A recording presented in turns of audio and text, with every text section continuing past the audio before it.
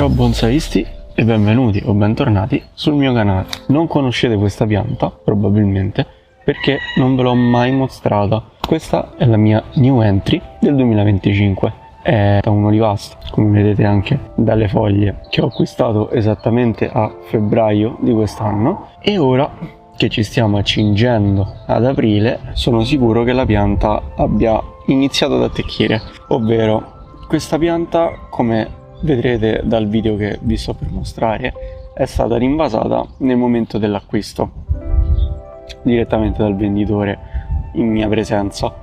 È stata rinvasata in lapillo, pomice, zeolite.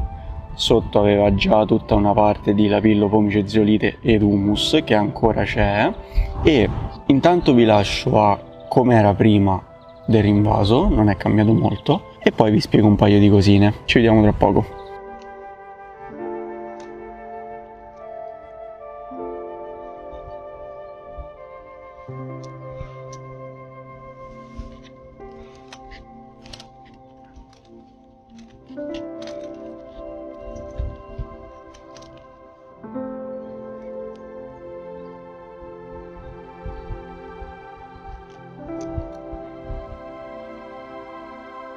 Allora, come vi dicevo prima, la pianta è stata rinvasata, è stata messa in questa posizione. Perché ho tenuto nascosta questa pianta, diciamo, per questi 2 mesi? Perché, come vi dicevo, è stata rinvasata e quindi ho deciso di tenerla abbastanza riparata, soprattutto per il primo mese abbondante, perché comunque era stata cambiata la zona in cui si trova la pianta. Ovviamente si trovava in una zona più fresca e più umida rispetto all'ambiente dove abito io, quindi potete capire che poteva andare in fronte a qualche sofferenza. Effettivamente ha perso parecchie foglioline durante quel mese di cambio. È una pianta che devo dire è molto particolare, a me piace molto. Ovviamente voi adesso la vedete molto larga, ma andrà ristretta veramente tanto. Infatti adesso voglio fare solamente un video presentazione con voi, quindi a breve ve la andrò a far vedere a 360 gradi con questo vaso, che mi interessa molto sapere se vi piace, perché a me piace su questa pianta.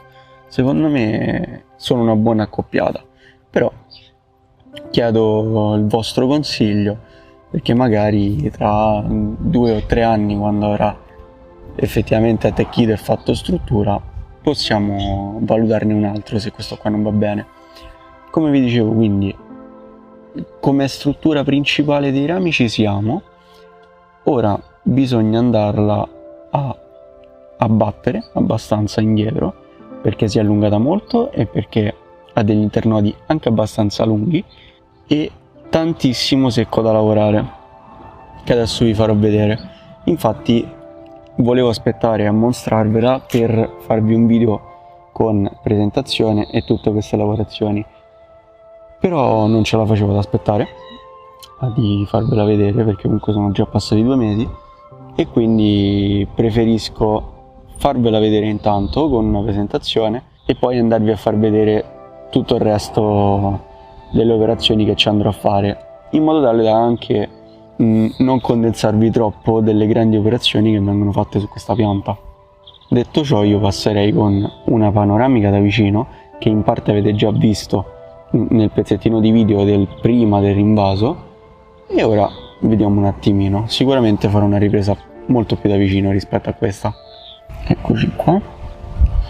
Il tronco è molto particolare, se vedete ha questa fessura che però poi non continua nella parte di sotto.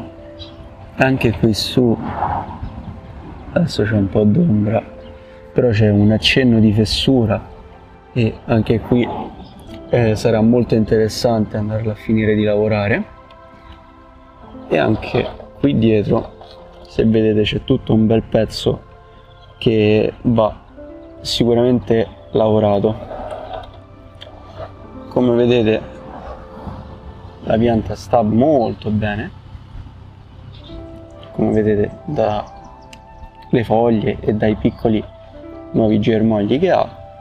Però devo dire che la base è molto buona.